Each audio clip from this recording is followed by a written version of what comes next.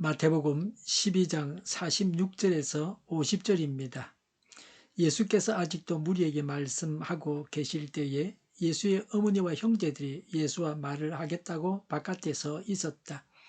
어떤 사람이 예수께 와서 말하였다. 보십시오. 선생님의 어머니와 형제들이 선생님과 말을 하겠다고 바깥에 서 있습니다.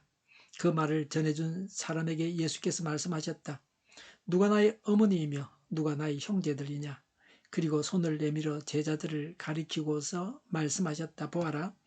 나의 어머니와 나의 형제들이다. 하늘에 계신 내 아버지의 뜻을 따라 사는 사람이 곧 내 형제요 자매요 어머니이다.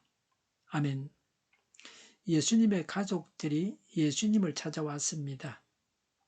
46절에 예수께서 아직도 무리에게 말씀하고 계실 때에 라고 했습니다. 예수님은 무리에게 말씀하고 계셨습니다. 예수님은 메시아로서 공부를 보고 계셨습니다. 46절에 예수의 어머니와 형제들이 예수와 말을 하겠다고 바깥에 서 있었다. 47절에 어떤 사람이 예수께 와서 말하였다. 보십시오. 선생님의 어머니와 형제들이 선생님과 말을 하겠다고 바깥에 서 있습니다. 라고 했습니다. 예수님의 어머니와 형제들이 예수님을 찾아왔습니다. 무슨 이유로 찾아왔는지는 여기서 밝히고 있지 않습니다. 성경에 이 구절에서 그런 내용은 없습니다. 마가복음 3장 21절 22절에 예수의 가족들이 예수가 미쳤다는 소문을 듣고서 그를 붙잡으러 나섰다. 예루살렘에서 내려온 율법학자들은 예수가 바알세불에 들렸다고 하고 또 그가 귀신의 두목의 힘을 빌어서 귀신을 쫓아낸다고도 하였다고 했습니다. 예수님이 가족들에게는 메시아로 인정을 받지 못했습니다. 예수님의 가족들은 예수님을 따르지 않았습니다. 그때도 예수님의 제자가 되어 예수님을 따르려고 온 것은 아니었습니다. 예수님은 가족들로부터도 지지를 받지 못하는 고독한 생을 사셨습니다. 이순신은 최고의 장수였습니다. 영국의 넬슨 제독은 프랑스 나폴레옹 함대를 무찔렀습니다. 일본의 도구 헤이 하치로는 러시아의 발틱 함대를 일격에 경멸시켜서 일본이 강국이 되게 했습니다. 도구는 나를 영국의 넬슨 제독에게 비유하는 것은 몰라도 조선의 이수진 장군에게 비유되는 것은 도저히 감당하지 못할 일이라면서 경건하게 옷깃을 여몄다고 했습니다. 도구는 이순신이 얼마나 위대한 장수였는가를 잘 알고 있었습니다. 도구나 넬슨의 승리는 모든 신망을 한 몸에 받고 군사적인 역량이 충분히 집중된 상황에서 얻은 것이었습니다. 그들은 충분히 우승할 수 있는 역량의 팀을 이끌었고 국가의 도움을 받았습니다. 그러나 이순신은 그들과 철저하게 다른 입장에서 싸워야만 했습니다. 조선의 당시 왕 선조가 이순신에게는 최고의 적이었습니다. 조정에서는 이순신에게 바다를 지키지 말라고 했습니다. 권율과 힘을 합치라고 했습니다. 육지에서 싸우라는 겁니다. 바다는 포기해라는 겁니다. 배가 없는데 어떻게 일본 함대와 싸울 수 있느냐고 했습니다. 이순신은 전공도 제대로 보고할 수 없었습니다.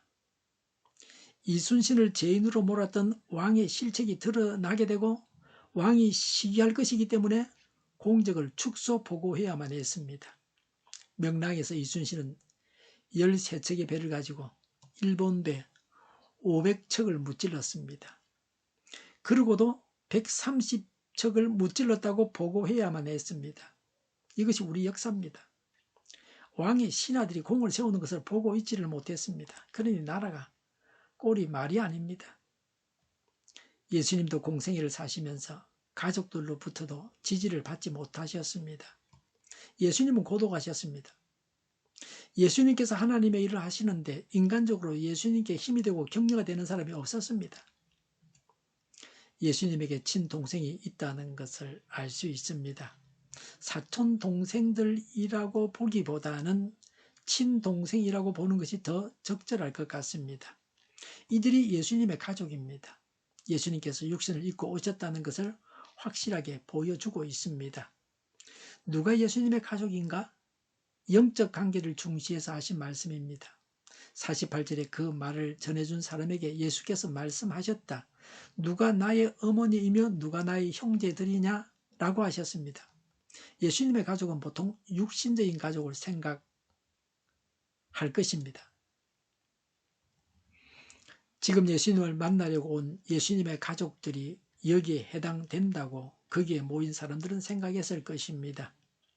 49절의 제자들을 가리키고서 말씀하셨다. 보아라 나의 어머니와 나의 형제들이다 라고 하셨습니다. 구체적으로 예수님을 따르는 제자들이 예수님의 가족들이라고 하셨습니다. 예수님을 믿고 따르지 않는 자들, 예수님의 제자가 아닌 자들은 가족이 아닙니다. 50절에 하늘에 계신 내 아버지의 뜻을 따라 사는 사람이 곧 내 형제요, 자매요, 어머니이다라고 하셨습니다.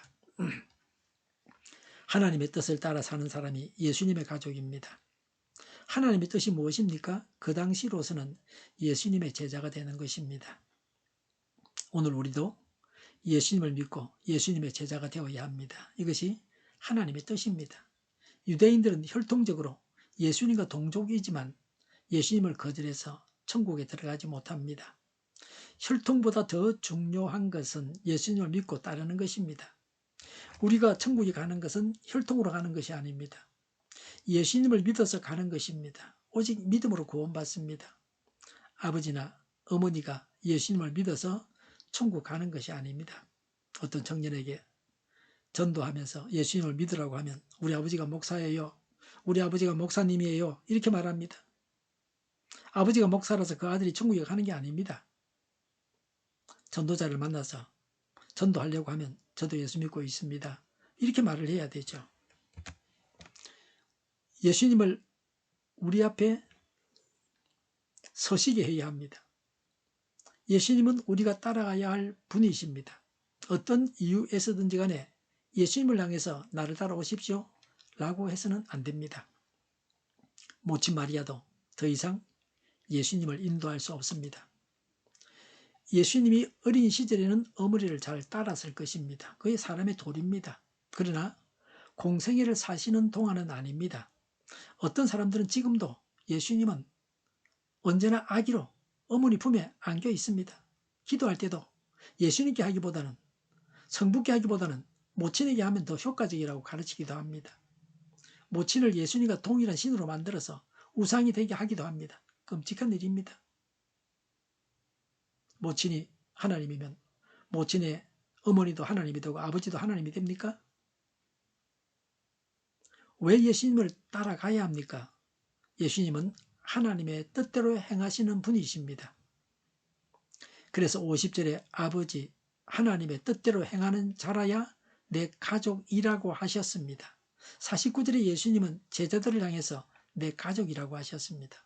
우리는 예수님의 제자가 되어서 예수님을 따라가야 합니다. 이것이 가장 중요한 것입니다. 예수님 외에 하나님 외에 어떤 것도 따라가서는 안 됩니다. 이렇게 해서 우리가 하나님의 가족이 되어야 합니다. 기도하겠습니다. 예수님을 믿고 예수님의 제자가 되어서 예수님을 따라가겠습니다. 예수님의 가족이 되겠습니다. 정의가 강물처럼 흘러가게 하여 주시옵소서. 교회가 분열되지 않고 하나가 되게 하여 주시옵소서. 교회가 한 목소리를 내게 하옵소서. 전쟁이 그치고 평화가 오게 하여 주시옵소서. 주사파와 공산당과 이적단체들과 적과 통일로 나아가게 하는 자들이 없게 하옵소서. 이 땅에 다시는 전쟁이 일어나지 않게 하옵소서. 적과 통일되지 않게 하옵소서. 자유민주 국가로 전쟁이 아닌 평화롭게 통일을 이루게 하옵소서. 성경을 대적하는 자가 없어지게 하여 주시옵소서. 하나님을 대적하는 법과 있어서는 안 될 법을 만들지 않게 하옵소서. 이스라엘 법을 폐기하지 않게 하옵소서. 교회가 하나가 되어서 하나님을 대적하는 자들을 지지하지 않게 하옵소서. 정의로운 판결이 내려지게 하옵소서. 정책 판결하는 자, 악한 판결하는 자, 재판을 지연시키는 자들이 사라지게 하옵소서. 재판을 지연시키는 악법이 폐기되게 하옵소서. 일하는 자들이 정당한 대우를 받게 하여 주시옵소서. 놀고 먹는 자가 없게 하여 주시옵소서. 일을 만드는 자가 아니고 일을 하는 자가 되게 하여 주시옵소서. 파업과 시위가 그치게 하옵소서. 나라를 망하게 하는 모든 규제들이 사라지게 하옵소서. 눈먼 지도자, 악한 지도자, 어리석은 지도자, 자기 배만 불리는 지도자, 나라를 망하게 하는 지도자가 사라지게 하옵소서. 앞을 보고 선한 것을 분별해 살고 앞길을 제시하고 섬기는 지도자만 있게 하여 주시옵소서. 하나님께서 주신 근세로 섬기는 자가 강해지게 하옵소서. 지도자들과 이 백성들에게 선한 것을 분별하는 지혜를 주옵소서. 나아갈 길을 알게 하시고 지할 것과 버릴 것을 알고 행하여 흥하게 하옵소서. 적절한 때 고칠 것을 고치게 하옵소서. 업무방해가 없게 하시고 업무에 충실하게 하옵소서. 쓰레기 더미를 뒤지지 말고 성경에서 보물을 찾게 하옵소서. 기도하는 기쁨, 응답받는 기쁨, 성도들이 모여서 교제하는 기쁨, 말씀해 주는 기쁨, 예배드리는 기쁨을 누리게 하옵소서. 살리는 교회가 만구는 집 하게 하여 주시옵소서. 저희의 간절한 간구에 응답하여 주시옵소서. 예수 이름으로 명하노니 모든 병만은 물러가고 몸의 모든 부분들 온전하게 될지어다. 신유의 기적을 베푸셔서 지금도 저희의 질병을 고쳐 주시옵소서. 병중에 있는 모든 자들을 고치시고 온전케 하여 주시옵소서. 저희와 교회와 나라의 민족을 불쌍히 여겨 주시옵소서. 모든 악한 것들이 드러나고 제거되게 하여 주시옵소서. 부정선거 시비가 없는 제도가 만들어지게 하옵소서.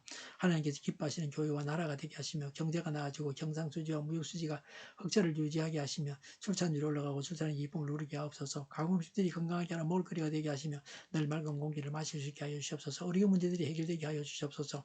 어떤 갈등의 혼란이 사라지고 모든 것이 모두에게 명확해지고 일고생이 무너져 내리듯이 갈등이 해결되어서 시급히 전공의와 의대생들이 되돌아와 병원들이 정상화되게 하여 주시옵소서. 의사들만 부유하지 않게 하옵소서. 청인들이 앞길이 열리고 합계의 영광을 누리게 하옵소서. 우리나라와 전 세계가 막 청정국이 되게 하시며 국가와 지방정부 부채, 한den가가소공사 부채, 가계부채, 기업부채, 각종 부채를 다 갚게 하옵소서. 흑인과 자재공급이 원활하게 하여 주시옵소서. 과일과 채소와 원유 가격이 안정되게 하여 주시옵소서. 오늘도 하나님 안에서 차고 넘치는 삶, 복된 삶을 살게 하여 주시옵소서.